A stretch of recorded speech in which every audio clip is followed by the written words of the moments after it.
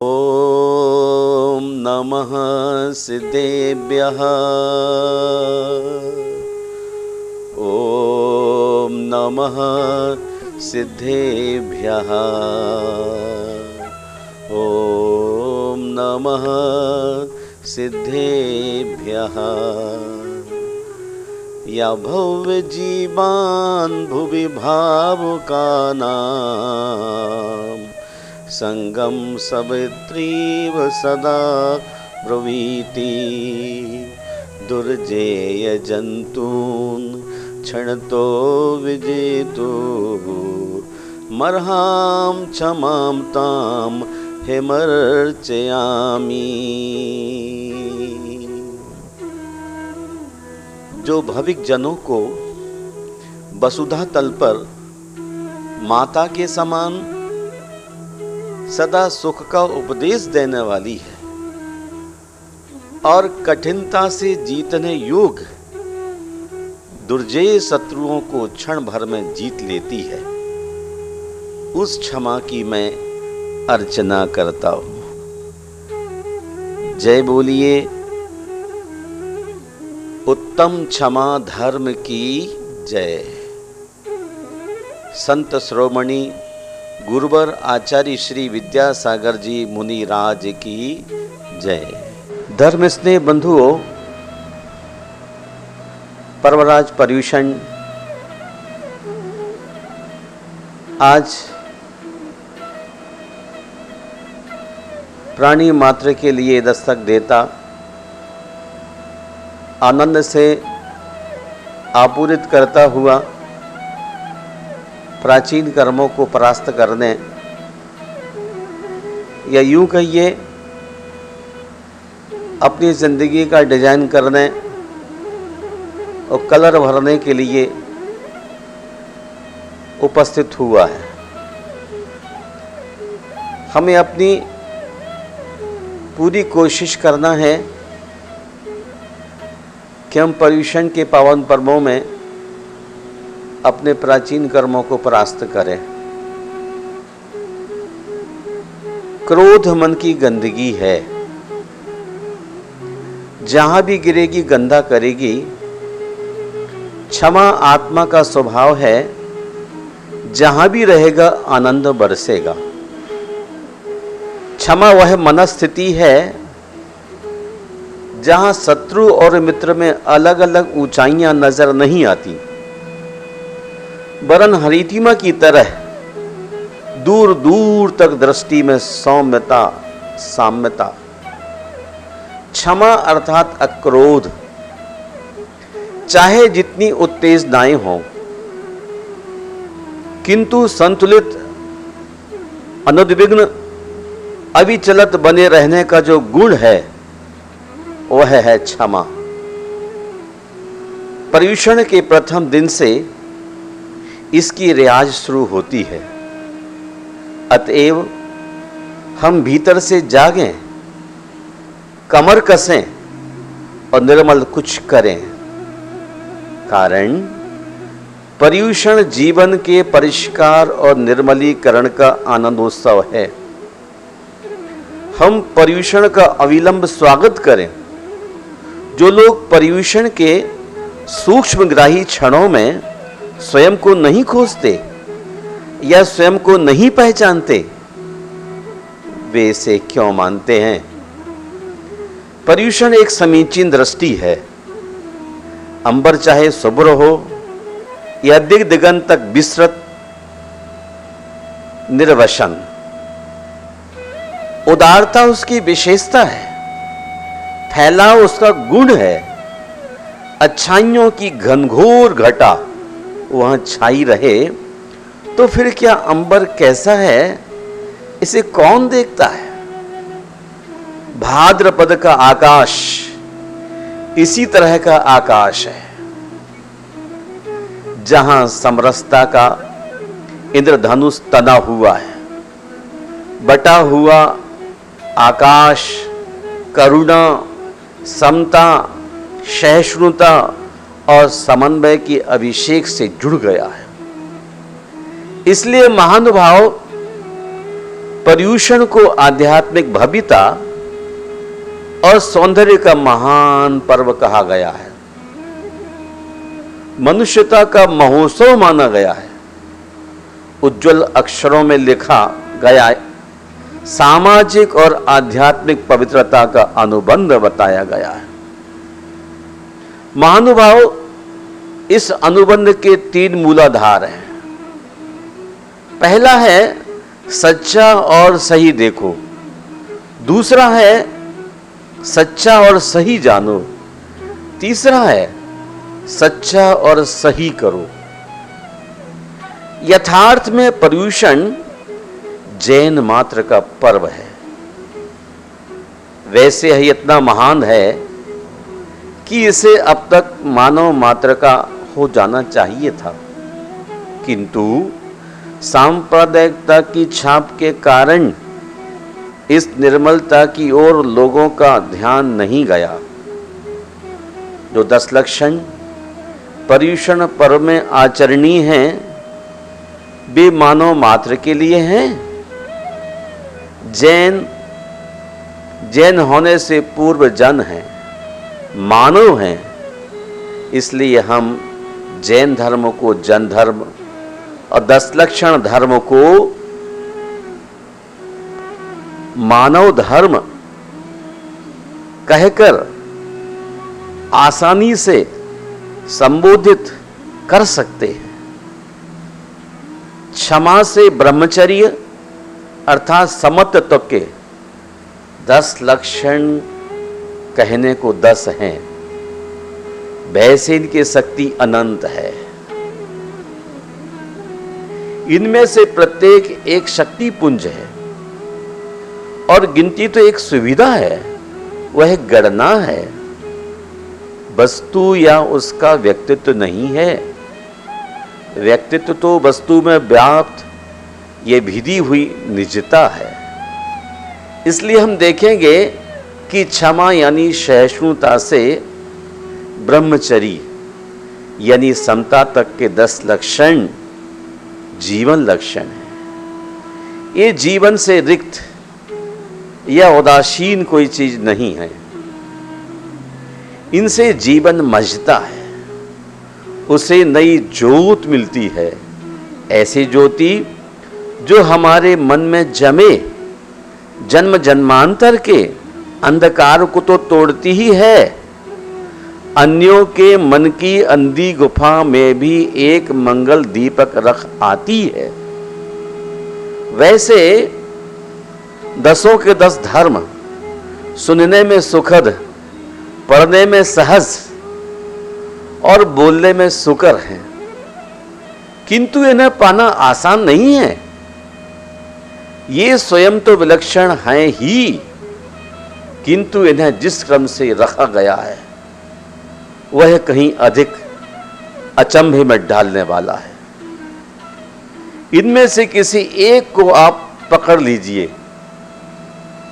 ऐसा कभी हो नहीं सकता कि ये सबके सब आप में अनुपस्थित ना हो। आप क्षमा का आंचल थामिए और देखिए कि कौन कौन आपके मनोकक्ष में उपस्थित हैं। महानुभाव, पर्यूषण एक ऐसा पर्व है जिसमें गहन गहराइयों में उतरने का वक्त मिलता है। क्षमा पर्यूषण पुरुष की लाडली कन्या है। इसके 9 भाई हैं। यह ज्येष्ठा तो है ही, श्रेष्ठा भी है। वह सबके साथ रहती है। सावन में सभी भाइयों को राखी बांधती है और भादों में साथ बैठकर चिटचेट करती है। कहने को एक है, पर है सूरता का श्रृंगार, जिससे उसका शुभाशीष मिला। उसकी हर जगह जीत ही जीत है। इस तरह क्षमा की अगुवाई में 9 लक्षण अधिक विलक्षण हो गए। इन्हें प्राप्त करने पर कहीं कुछ दुष्प्राप्य या अप्राप्य रह गया है, माना ही नहीं जा सकता। भाव पाहुड़ में आचार्य संस्कृत टीका करते हुए क्षमा के महत्व को प्रदर्शित करते हैं और कहते हैं क्षमावान मुनि तीर्थंकरो होती। जो मुनि क्षमावान है वह निश्चित ही तीर्थंकर होता है। अध्यात्म कल्पद्रुम में एक सूत्र आया है, कसाय मुक्तम परमास योगी। जिन्होंने कषायों को त्याग दिया है, क्षमा को धारण कर लिया है, उसी का नाम योगी है। वस्तुतः सत्यपि सामर्थ्य अपकार सहनम क्षमा। सामर्थ्य के होते हुए भी अपकार को सह लेना क्षमा है। महामुनि सब कुछ सहन कर लेते हैं। पृथ्वी का नाम एक सर्वम सहा है। पृथ्वी की छाती पर रेल चलाओ, नदियों को दौड़ाओ, बड़े बड़े भवन बनाने के लिए गहराई तक फाउंडेशन लेके जाओ, लेकिन धरती माँ जिस प्रकार कुछ नहीं बोलती है, उसी प्रकार क्षमावान पुरुष के ऊपर कितने बड़े बड़े से उपसर्ग हो जाएं, लेकिन वह क्षमा सूर सब कुछ सहन कर लेता है। पार्श कुमार का जीव कमठ के द्वारा किए गए अनेक उपसर्गों को यूं बर्दाश्त करता रहा, सहज जैसे बच्चे साथ खेलते हैं। कभी प्रतिकार का भाव भी नहीं आया। और यह क्षमावान पार्श कुमार इसीलिए तो तीर्थंकर हुआ।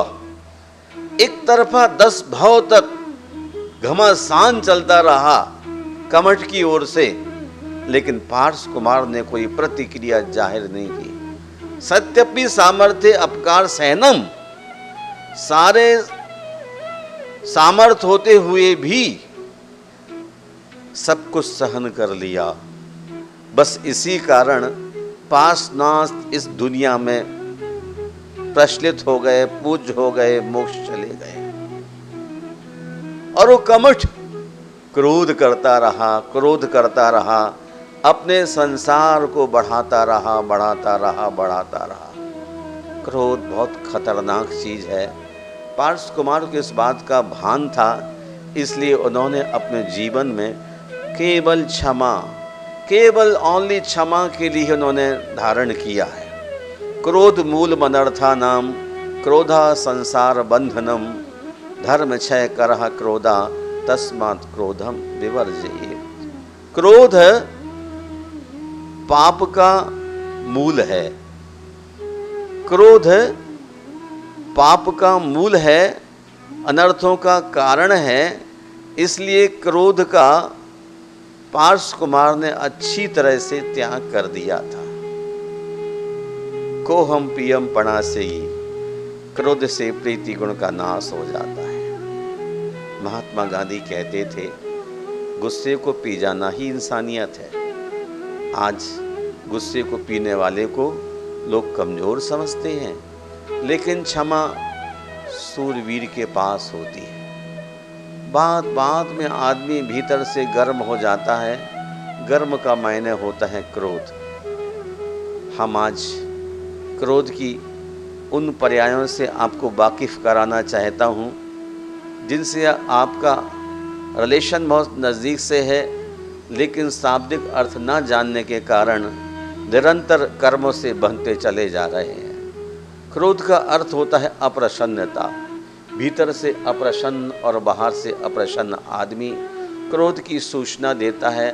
आप ये मत समझिए कि मैंने अपने को सिलेंडर कर लिया है, लेकिन मन तो अप्रसन्न है ही, प्रकट नहीं कर पा रहे, इसलिए सिलेंडर कर लिया, लेकिन वह क्रोध की ही पर्याय है। अमर्ष, आक्रोश, अपना आक्रोश प्रकट करते हैं किसी के ऊपर।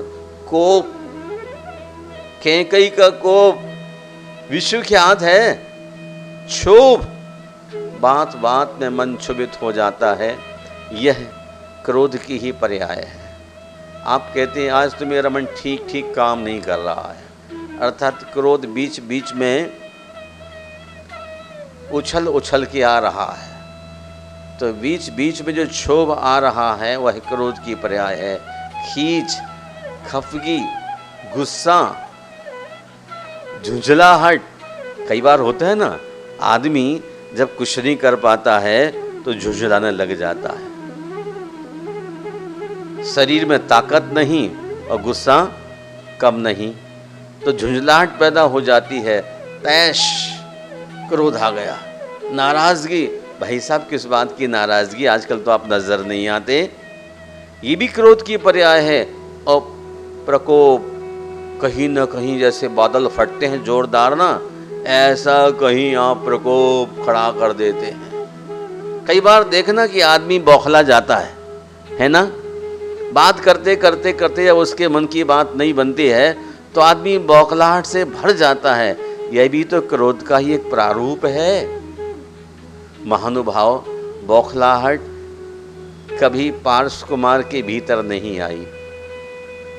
एक शब्द आता है गाल फुलाना, होता छोटे बच्चों को, अपने अभिभावकों के साथ वो अपनी जब बात नहीं रख पाते हैं तो गाल फुला के बैठ जाते हैं या चिल्लाने लग जाते हैं या बच्चे चीखने लग जाते हैं। बड़ों को भी देखा है, जब बात बिगड़ जाती है तो चीखने चिल्लाने लग जाते हैं, चीत्कार करते हैं, कूका देते हैं। ये और क्या, और भी दो शब्द दिखाई देते हैं जिसको बोलते हैं कोलाहल, अपने आप बोलने लग जाता है और चिड़चिड़ा स्वभाव बन जाता है। ये तमाम शब्द क्रोध के हैं जो हमारे जीवन से हर रोज गुजर रहे हैं। हमें ख्याल यहीं पर करना है कि हमारे भीतर ये सब चीज़ों का अवतरण हुआ किस कारण से। हमारे जीवन में अपेक्षाएं थीं, किसी कारण से अप्रसन्नता, अमरस, आक्रोश, कोप, क्षोभ, खींच, खफगी, गुस्सा, झल्लाहट, तैश, नाराजगी, प्रकोप, बौखलाहट, गाल फुलाना, चिल्लाना, चीखना, चीत्कार करना, कूका देना, कोलाहल करना, चिड़चिड़ाहट, ये तमाम क्रोध की पर्याय हैं जो विभाव अवस्था में निरंतर इस जीव ने दूर दूर तक साम्राज्य तान लिया है। जीवन को थोड़ा और अच्छी तरह से समझने का जब पुरुषार्थ करते हैं तो क्रोध को अग्नि की उपमा दी गई है। क्रोधाग्नि, कामाग्नि और उदराग्नि। क्रोध अग्नि जब भीतर जलती है तो ऋषि मुनि कहते हैं भव्यात्माओं, तितिक्षा के द्वारा उस क्रोध अग्नि को बुझा डालो। तितिक्षा मीन्स क्षमा के द्वारा। जब कभी क्रोध की ज्वाला जले तो तितिक्षा अर्थात क्षमा भाव से उसको जीतो। और जब तुम्हारे मन में कामाग्नि, सेक्स जागृत हो जाए तब उस वक्त वैराग, संसार, शरीर भोगों से विरक्ति का पाठ लेना चाहिए कि संसार असार है। वैराग उपावन माई, चिंते अनप्रेक्षा भाई। अपने वैराग को बढ़ाने के लिए 12 भावना का चिंतन कर लेने वाले व्यक्ति की जिंदगी से कामाग्नि कूच कर जाती है। और तीसरी अग्नि होती है उदराग्नि, पेट की भूख। भूख का तो ये आलम है, जितना डालते जाओ डालते जाओ डालते जाओ, ये इनकार ही नहीं करती। जैसे समुद्र में गंगा, सिंधु, ब्रह्मपुत्रा आदि आदि नदियाँ गिरती जाती हैं, लेकिन समुद्र ने कभी नहीं कहा कि भाई रहने दे, बहुत हो गया, अब तो काफ़ी बरसों से आप मेरे अंदर जल लेके आ रहे हो, अब तो कुछ रास्ते में रेस्ट कर ले। कभी एक बार भी नहीं कहा। ऐसी उदर की अग्नि कभी शांति नहीं होती है। ये तो कहते लाओ लाओ लाओ लाओ और लाओ और लाओ। तो आचार्य कहते देखो भाई, यदि आप अनशन करेंगे तो ही इसको वृक्क दिया जा सकता है। ये अपने आप शांत हो जाएगी। और घी डालते जाओगे अग्नि में तो अग्नि कभी शांत होगी? जलती ही रहेगी, हवन कुंड जलता ही रहेगा। और घी डालना बंद कर दोगे अर्थात उधर की अग्नि को शांत करने के लिए अनशन। कुंथुनाथ भगवान ने भी ये अनशन नाम का तप किया है उधर की अग्नि को शांत करने के लिए।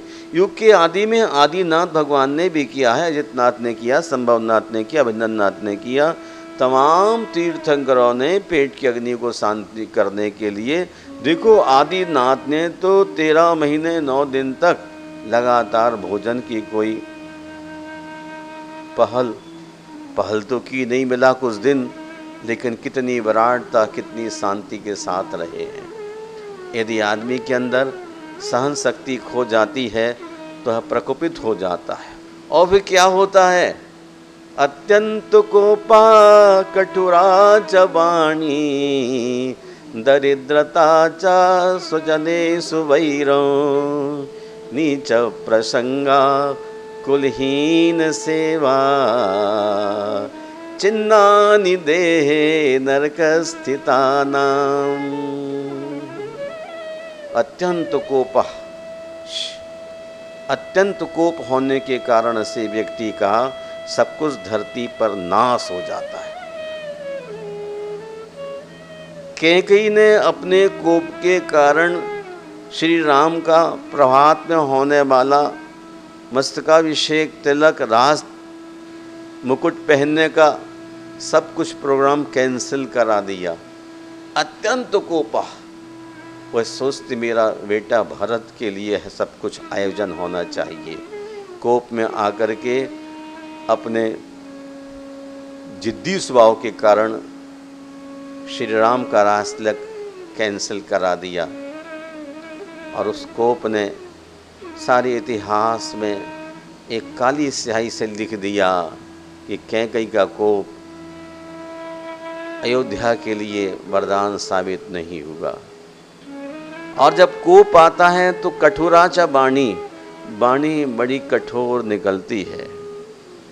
क्रोधी आदमी बहुत कठोर हो जाता है, दरिद्रता, और ऐसे आदमी का फिर दिवाला हो जाता है। स्वजनेषु वैरम, दशरथ महाराज से वैर करने को तैयार खड़ी है, राम को दुश्मन समझती है, सीता को अपनी बहू जानने को तैयार नहीं है, स्वजनों से वैर ले लेता है। नीच प्रसंगा, और क्रोधी आदमी अपने मजहब को, अपने मिशन को पूरा करने के लिए छोटे बड़े आदमी का भेद भूल करके छोटे से छोटे, गिरे से गिरे आदमी के साथ कंप्रोमाइज़ कर लेता है। यानी इतना सेल्फिश हो जाता फिर वो कि मंथरा ने जो कह दिया वो सब सही है। नीचे प्रसंगा कुलहीन सेवा, और वो कुलहीन लोगों की सेवा भी संसारी प्राणी करने लग जाता है। ये सारे चिन्ह संसारी प्राणी के लिए बृहद कष्ट, दुख के कारण हैं, और ऐसा आदमी अधोलोक में जा कर के दुखों का वहन करता है। मेरा आपसे विनम्र अनुरोध है, गलत आचरणवान की दोस्ती, क्रूर प्रकृति वाले से मित्रता और अपात्र की सेवा आपको नहीं करना चाहिए। आप श्रेष्ठ कुल में जन्मे हुए हैं, भगवान महावीर और राम के अनुयायी हैं। क्षमा तु परमम तीर्थम सर्व तीर्थेषु पांडवा। हे पांडव, क्षमा सभी तीर्थों में परम तीर्थ है। कौन नहीं जानता क्रोध के बाद गिलानी, पश्चाताप, अस्वास्थ्य, किंतु क्षमा के बाद शांति, सुख और संतोष मिलते हैं। स्वाभाविक भी है, अमृत से जीवन, विष से मरण, ऊनी वस्त्रों के पहनने से गर्मी, खादी से शीतलता। क्षमा करना अच्छा है, पर भूल जाना सर्वोत्तम है। बाणभट्ट हर्ष चरित्र में लिखते हैं, क्षमा ही मूलम सर्व तपसाम। क्षमा तो सब तपस्याओं का मूल है। जैसे 16 कारण भावनाओं में दर्शन विशुद्धि सर्व प्रमुख है, सभी के साथ होना अनिवार्य है, वैसे ही क्षमा ही मूलम सर्व तपसाम, क्षमा सब तपस्याओं का मूल है। रोक लो गर गलत चले कोई, गालिब दीवान ने कहा है, इस धरती पर रोक लो गर गलत चले कोई, बख्श दो गर खता करे कोई। यदि कोई अनजान पर्सन है, गलत राह पर चल रहा है, तो उसको रोकना चाहिए और बख्श दो गर खता करे कोई। और यदि फिर भी कोई अज्ञानी मिस्टेक करता है तो उसको बख्श दो, माफ़ कर दो। माफ़ करने से बड़ा, क्षमा करने से बड़ी कोई चीज़ नहीं हुआ करती है। तीर्थंकर महावीर इसलिए कहते हैं, सम्यक आदि विशुद्ध आत्म परिणामान कसति हेनस्ति इति कसाया। सम्यक आदि विशुद्धात्म परिणाम को कसने वाली, हेनस्ति नष्ट करने वाली धरती पर क्या है, तो है कसाय। क्षमा बहुत ऊंची चीज है, कसाय संसार को बढ़ाने वाली है। इसलिए आज हम क्षमा के मायने को समझते हैं। क्षमा के मायने क्या है? चित्त में किसी प्रकार की गांठ गुत्थी का ना होना, चित्त में किसी प्रकार की गांठ गुत्थी का ना होना। इतना ही नहीं, मैं क्षमा के अनेक रूपों से आपको अवगत कराना चाहता हूँ, ताकि हमारे जीवन में अच्छाइयों का झरना बह सके। क्षमा का सहचर दोस्त है दया, करुणा, अनुकंपा, प्रेम, वात्सल्य, सहानुभूति, सहिष्णुता, निर्वैरिता, परोपकारिता, सरलता, सहृदयता, साहस, धैर्य, निर्भीकता, प्रवृत्ति, गुण निर्ग्रंथ संतों के श्रृंगार है। ये तमाम संतों के जीवन में पाए जाते हैं और इन सब गुणों को हमें देखने की ज़रूरत है। क्या है वो दया, क्या है वो करुणा, क्या है वो अनुकंपा, क्या है, कैसा है वो प्रेम, क्या है वात्सल्य। ये सब क्षमा के साथ जीने वाले परिवार के सदस्य हैं। जब तक घट में प्राण, तुलसीदास कहते हैं, तब तक हृदय में दया बरतती रहना चाहिए। आपने देखा है क्या, जिन पंजों से बिल्ली अपने बच्चों का भक्षण करती है, उन्हीं पंजों से वह अनेक द्वार देरी पार भी कराती है। तो दया का घटक बाहर नहीं भीतर होता है, करुणा बाहर नहीं भीतर होती है, अनुकंपा हृदय का श्रृंगार है। दे सको प्रेम दो, ले सको प्रेम लो, प्रेम संपत्ति है जिंदगी के लिए। प्रेम से बड़ी कोई संपत्ति नहीं है। महानुभाव, गाय और बछड़े की प्रीति को आपने देखा सुना होगा।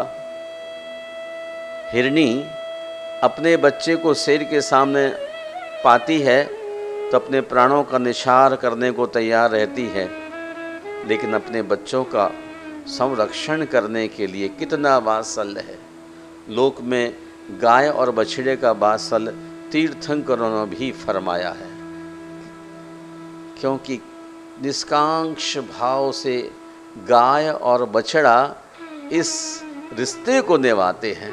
मनुष्य तो स्वार्थ बस निभाता है कि जब बूढ़ा हो जाऊंगा तो मेरा बेटा मेरा ख्याल कर लेगा, एक गिलास पानी तो दे ही देगा। लेकिन गाय माँ कभी विचार नहीं करती कि मेरा बछड़ा मुझे हेल्प करेगा। ये वात्सल्य वास्तव में धरती पर एक आदर्श है। सहानुभूति दुखी आदमी को देख करके उसके दुख को दूर करने के लिए सहानुभूति भरे शब्दों का प्रयोग करना। सहिष्णुता यह भी क्षमा की पर्याय है। निर्वैरता, परोपकारिता, परोपकाराय शताम विभूति। सज्जन पुरुष धरती पर परोपकार के लिए जन्म लेते हैं। नदियाँ अपना जल बहाती हैं, पौधों में फल लगते हैं। ये सब क्या है? सब परोपकार के भाव से धरती पर उपक्रम चल रहा है।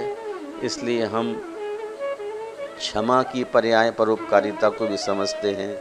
सरलता, सहृदयता, साहस, धैर्य, निर्भीकता, ये तमाम जो गुण हैं ये सब संतों में होते हैं और हम उन संतों को नमस्कार भी करते हैं जिन संतों ने अपनी ज़िंदगी में इन तमाम गुणों को जीवन में धारण किया है। मुझे घटना समर्थ रामदास की याद आती है। समर्थ रामदास एक बार भिक्षा लेने के लिए गए। एक द्वार पर दस्तक देते हैं, भिक्षाम देही, और अंदर से गृहिणी की आवाज़ आती है। वह गुस्से में थी, गृहिणी में गुस्से में थी, तो आवाज़ के साथ उसने पीछे से मसौता अर्थात जो पोंछा ज़मीन को रगड़ रही थी उस संत के चेहरे पर दे मारा। उस वक्त भी संत का क्या आशीर्वाद था उस गृहिणी के लिए। जिस प्रकार बाती अंधकार का नाश करती है उसी प्रकार उस गृहिणी का अंधकार भी दूर हो, प्रकाश फैले। एक फ़कीर की देखिए भावना कि आपने कुपित होकर के उसके चेहरे पर मसौता मारा, लेकिन वह कहता आपके अंदर का अंधकार दूर हो। बलशाली आत्मवान पुरुष ही क्रोध पर नियंत्रण रखने में समर्थ हो सकते हैं। बलशाली आत्मवान पुरुष ही क्रोध पर नियंत्रण रखने में समर्थ हो सकते हैं। हाँ महानुभाव, धरती उन लोगों को भी आश्रय देती है जो उसे खोते हैं। इसी तरह तुम भी उन लोगों की बातें सहन करो जो तुम्हें सताते हैं। बड़कपन इसी में है। छोटी छोटी बातों में गाल फुला लेना या चिड़चिड़ापन आ जाना हमारे जीवन की महानता नहीं है। एक संत की घटना मुझे और याद आती है। संत तुकाराम, एक दिन की बात थी, उनकी पत्नी कहती हैं कि मेहमान बहुत घर में आने वाले हैं तुकाराम जी, और घर में राशन वगैरह कुछ नहीं है, कुछ खाने पीने को लेकर के तो आओ। तो तुकाराम ने ठीक है खेत में जाता हूँ, गन्ना देख लेता हूँ। तुकाराम जी खेत में जाते हैं गाड़ी लेकर के, और गाड़ी भर के गन्ना खेत से लेकर के आ रहे थे। रास्ते में तरह तरह तरह के बच्चे मिलते हैं, और बच्चे तो आप जानते हैं बंदर से कम नहीं होते हैं। और बच्चों ने तुकाराम की गाड़ी से एक एक गन्ना खींचना शुरू कर दिया, और घर पहुंचते पहुंचते तुकाराम की गाड़ी में एक ही गन्ना बचा। गाड़ी में केवल एक गन्ना देखकर पत्नी को बहुत क्रोध आया, बहुत ही क्रोध आया, अपार क्रोध आया, और पत्नी ने वो गन्ना उठा करके तुकाराम जी को दे मारा। गन्ने के 2 टुकड़े हो गए। तुकाराम नाचने लगे और दोनों टुकड़े हाथ में लेके कहा, ले एक तू चूस ले, एक मैं चूस लेता हूं, दोनों का पेट भर जाएगा। क्षमा की हद है।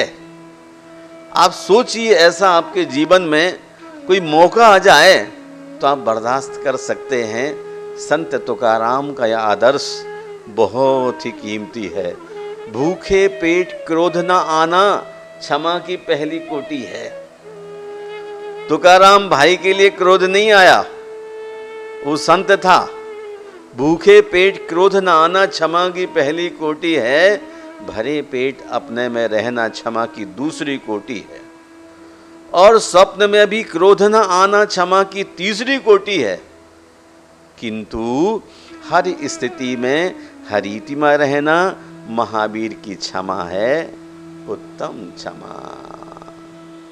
महानुभाव, आप जरा विचार कर लीजिए, तुकाराम की क्षमा भूख लगने के बाद भी अपने जीवन का संतुलन किस प्रकार बना करके चलता है।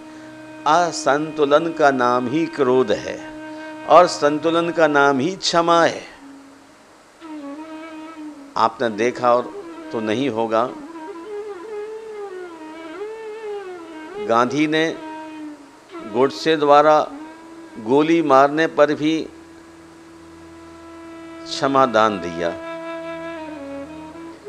दंड देने की शक्ति होने पर भी दंड न देना, ये सच्ची क्षमा है।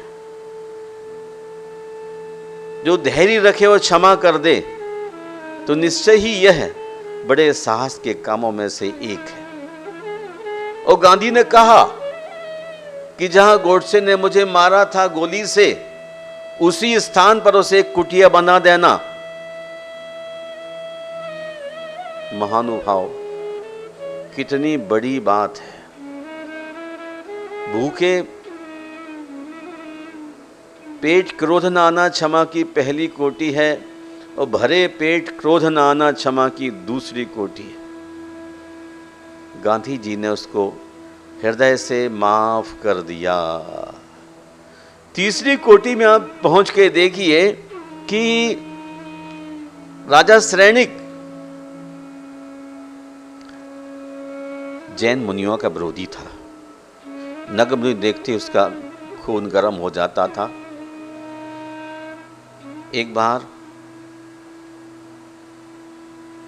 वह अपनी पत्नी चिल्ला से कहता कि नहीं, नगन साधु मुझे जचते ही नहीं, और उसने बदला लेने का विचार कर लिया। वन कीड़ा करने के लिए श्रेणिक गया हुआ था। लौटते समय वहाँ वन में यशोधर मुनि परम शांत मुद्रा में बैठे हुए थे, और देखते उसका बीपी हाई हो गया श्रेणिक का, और उसने तुरंत वहाँ जंगली 500 कुत्ते छोड़ दिए।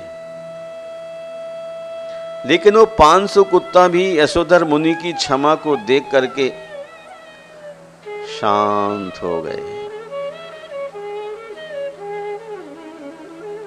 500 कुत्तों को छोड़ा था कि बोटी बोटी कर देंगे, बचेगा कुछ भी नहीं यहां। लेकिन उन क्षमा मूर्ति के स्वरूप को देख करके वो कुत्ते शांत हो गए। और फिर उसको रहा नहीं गया, तो एक विशाल विशाल नाग वहां दिखाई दिया। मरा हुआ नाग यशोधर मुनि के गले में डाल दिया।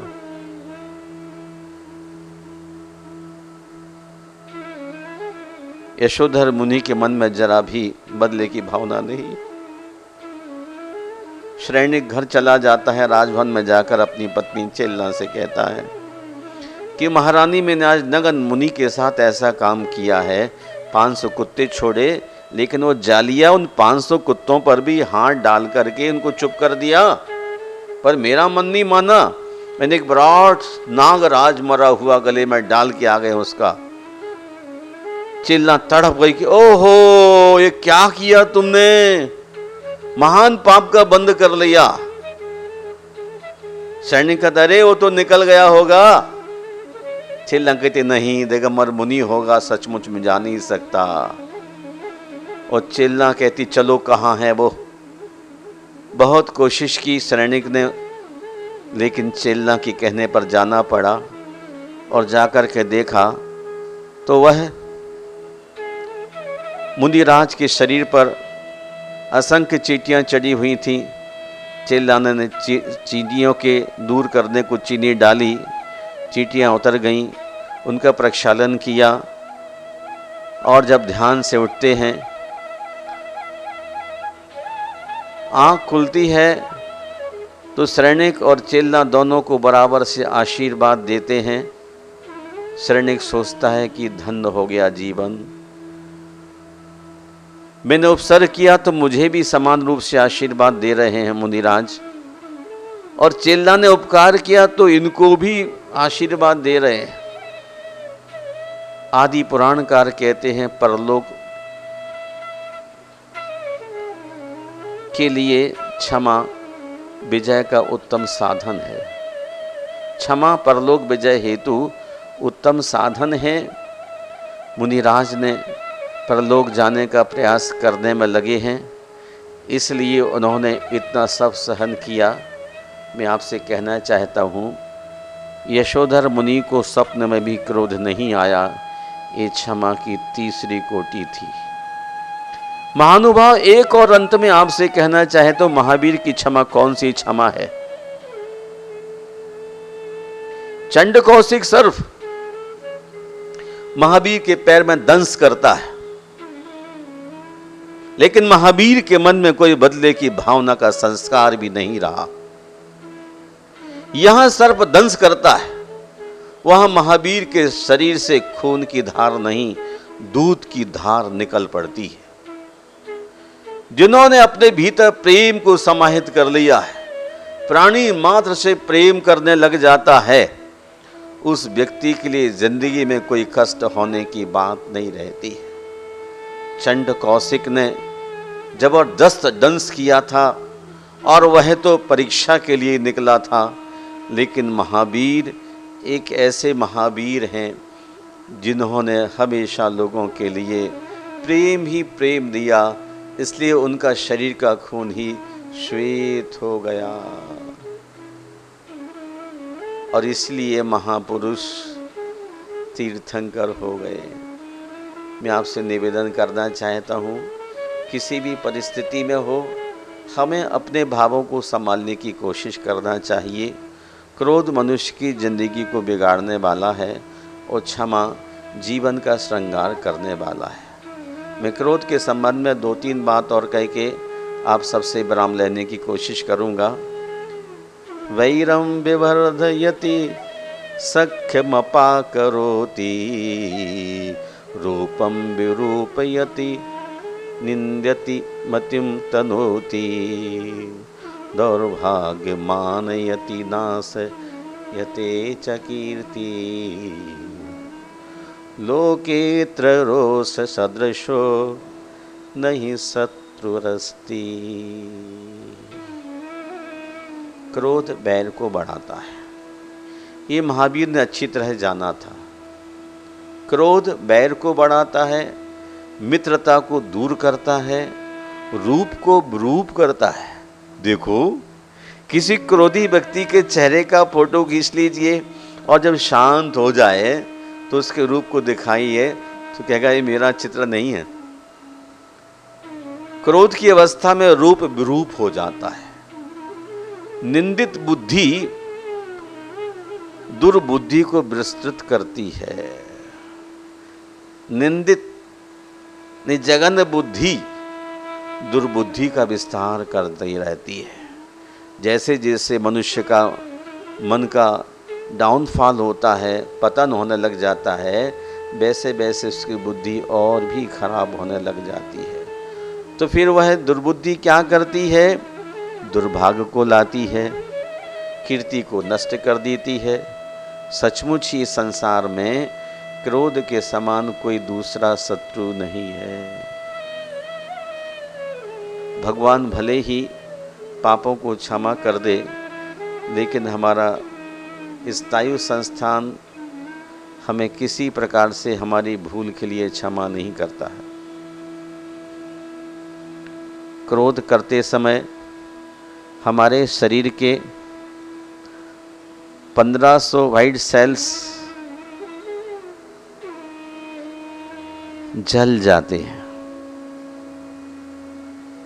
रक्त में वायु विकार का प्रकोप बढ़ जाता है, अर्थात ब्लड प्रेशर बढ़ जाता है। क्रोध से गुर्दे विकृत विषाक्त होने लगते हैं। क्रोधावस्था में ग्रहण किया गया भोजन भी समुचित पाक को नहीं देता है। ऐसा ऋषि मुनियों ने हमारे लिए उपदेश के रूप में कहा है।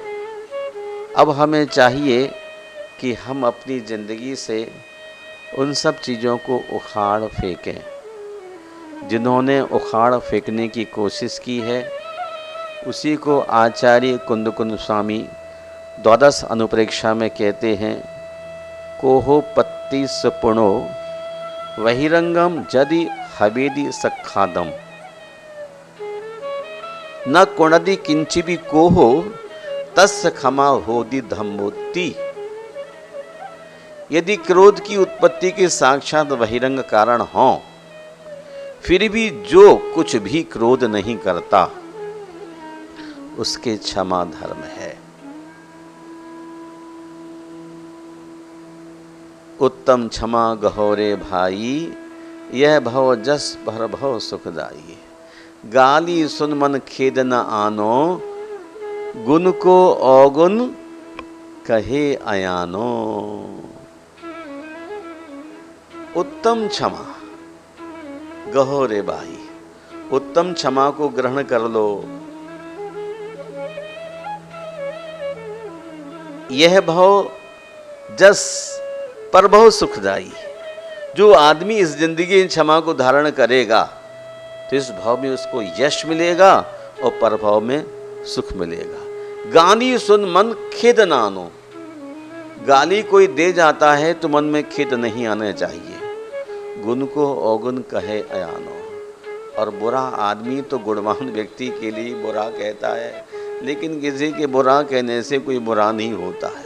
यदि हमारे अंदर बुराई है तो बुराई हो सकती है, वरना बुरा बोलने वाले आदमी का मुँह ही बुरा है, मन ही बुरा है, दिमाग ही बुरा है, इसलिए हम उसका बुरा ना माने।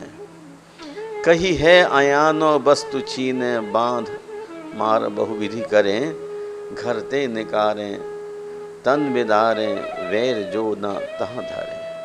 ते कर्म पूरब किए खोटे, सहे क्यों नहीं जीरा, अति क्रोध अग्नि बुझाए प्राणी साम जल ले सीरा।